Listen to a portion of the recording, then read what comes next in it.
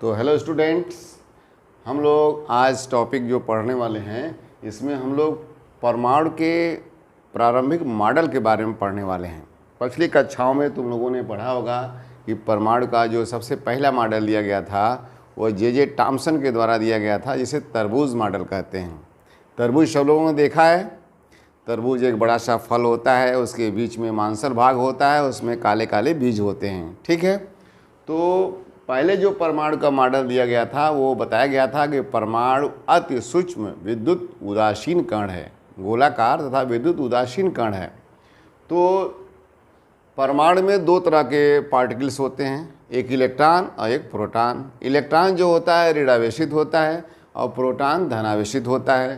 तो जो तरबूज था, तो तरबूज में जो मांसल वाला भाग होता है वो सब प्रोटॉन होता है जो धनावेशित होता है, और उसी में जो इलेक्ट्रॉन ऋणावेशित हैं वो उसी में बीज जैसे धसे रहते हैं, वही इलेक्ट्रॉन है।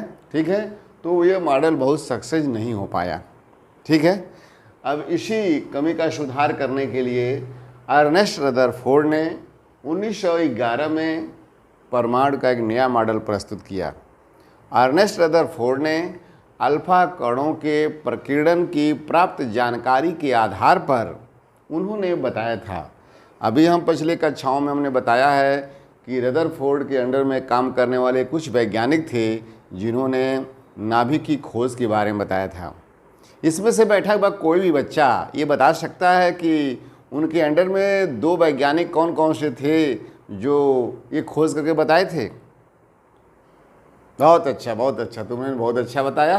गीगर और मार्सडे नामक वैज्ञानिक हैं, उन्होंने बताया था। देखो पिछली कक्षाओं में जो हमने बताया है, देखो ये कुछ बच्चे हैं जो बहुत सटीक तरीके से हमारे लेक्चर को सुने और उसको बहुत अच्छे तरीके से फॉलो किए। देखो आज पूछने पर तुरंत बता दिया। इसी तरह से और भी जो बच्चे हैं उसको अच्छे से हमारे लेक्चर को देखो, पढ़ो, सुनो और इत्मीनान से पढ़ो, फ्रेश माइंड करके। जब फ्रेश माइंड करके पढ़ोगे तो अच्छे से बातें समझ में आएंगे। तो ये रदरफोर्ड का जो परमाणु मॉडल है ये अल्फा कणों की प्रकीर्णन की प्राप्त जानकारी के आधार पर दिया गया था। इसमें परमाणु के बारे में बताया गया था, एटम के बारे में बताया गया था कि परमाणु गोलाकार, स्फेरिकल, अति सूक्ष्म, वेरी माइन्यूट एंड विद्युत उदासीन, यानी ये क्या है, न्यूट्रल है, इलेक्ट्रिकली ये न्यूट्रल पार्टिकल्स है। तो बहुत ही इम्पॉर्टेंट है कि जो परमाणु है वह गोलाकार, अति सूक्ष्म तथा विद्युत उदासीन कण है। दूसरा पॉइंट है कि परमाणु का समस्त धनावेश तथा समस्त द्रव्यमान उसके केंद्र में एक सूक्ष्म आयतन के रूप में स्थित होता है, जिसे परमाणु का नाभिक कहते हैं, न्यूक्लियस कहते हैं।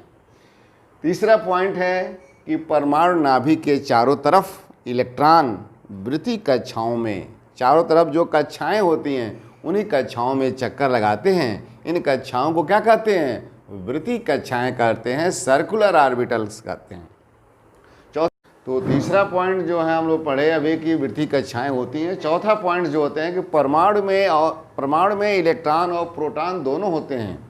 प्रोटॉन जो होता है परमाणु के नाभिक में पाया जाता है, और इलेक्ट्रॉन जो होता है नाभिक के बाहर तरफ जो कक्षाएं होती हैं उसी में चक्कर लगाता है। पांचवा पॉइंट है कि परमाणु का नाभिक जो धनावेशित है, जिसमें प्रोटॉन पाए जाते हैं, परमाणु के इलेक्ट्रॉनों जो बाहरी कक्षाओं में जो ऋणावेशित है पाया जाता है वो अपनी तरफ आकर्षित करता है। लेकिन वृत्तीय गति के कारण उत्पन्न अपकेंद्र बल इस बल को संतुलित करता है। बच्चों, तुम लोग रोड पर सीधे जाते हो तो जहाँ से रोड टर्निंग होता है उस टर्निंग पर अपने से दाहिने तरफ रोड ऊंचा होता है, आज इधर से टर्निंग करते हैं वहाँ पर क्या है, थोड़ा डाउन होता है, वहाँ अपकेंद्र बल काम करता है। ठीक है, अब इसमें इस रदरफोर्ड के परमाणु मॉडल में कुछ कमियां थीं। वो कमियां क्या थीं कि परमाणु नाभिक के चारों तरफ असीमित वृत्तीय कक्षाएं थीं, लेकिन इलेक्ट्रॉन किस कक्षा में चक्कर लगाता था इसके बारे में रदरफोर्ड ने नहीं बताया था। फिर दूसरी जो कमियां थीं कि परमाणु नाभिक के बाहर जितनी दूरी पर इलेक्ट्रॉन होगा उसकी ऊर्जा उतनी ही अधिक होगी, लेकिन धीरे धीरे ऊर्जा का ह्रास भी होता है। तो परमाणु नाभिक के बाहर जितनी अधिक दूरी पर इलेक्ट्रॉन होगा, जो धीरे धीरे जब उसका ऊर्जा में ह्रास होता रहेगा तो वह इलेक्ट्रॉन है वह धीरे धीरे ऊर्जा में ह्रास होता रहा, धीरे धीरे करते करते वह इलेक्ट्रॉन आकर नाभिक में गिर जाता है और उसका अस्तित्व समाप्त हो जाता है। इसके बारे में रदरफोर्ड के परमाणु मॉडल में नहीं बताया गया था। इन्हीं सब कमियों को दूर करने के लिए नील्स बोर ने परमाणु का नया मॉडल प्रस्तुत किया था, जिसे वह 1913 में प्रस्तुत किया था। और नील्स बोर ने जो अपना परमाणु का नया मॉडल प्रस्तुत किया था वह मैक्स प्लैंक के क्वांटम सिद्धांत के अनुसार किया था। उसमें पहला पॉइंट बताया गया था कि परमाणु नाभिक के चारों तरफ बहुत सी वृत्तीय कक्षाएं होती हैं जिसमें इलेक्ट्रॉन चक्कर लगाता है। उन वृत्तीय कक्षाओं को अस्थायी कक्षा या स्थिर कक्षा या अनुमेय कक्षा कहते हैं, जिसमें इलेक्ट्रॉन चक्कर लगाता है। दूसरा पॉइंट जो है, परमाणु अस्थायी कक्षा में घूमते समय परमाणु के नाभिक के चारों तरफ जो कक्षाएं होती हैं, उन अस्थायी कक्षाओं में इलेक्ट्रॉन जब चक्कर लगाता है तो उसमें ऊर्जा का ह्रास नहीं होता है।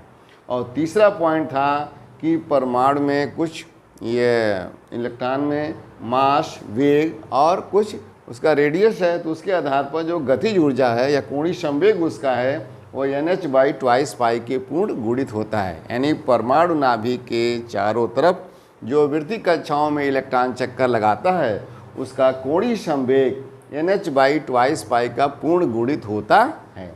जो n क्या है, n यह मुख्य क्वांटम संख्या है जिसमें 1, 2, 3, 4, 5, 6, 7 ऐसे है। अब ये मुख्य क्वांटम संख्या है, इसी को क्रमशः k, l, m, n ऐसे नाम दिया गया है। और h क्या है, प्लैंक नियतांक है। अब इसमें बताया गया कि नाभिक है, इस नाभिक के चारों तरफ जो ये वृत्तीय कक्षाएं बनी हुई हैं, पहले n बराबर 1, n बराबर 2, n बराबर 3, n बराबर 4, n बराबर 5, n बराबर 6, n बराबर 7। परमाणु नाभिक के चारों तरफ 7 कक्षाएं होती हैं जिन्हें क्रमशः k, l, m, n, o, p, q कहते हैं। ठीक है, इसी आधार पर इलेक्ट्रॉनों को भी रखा गया है।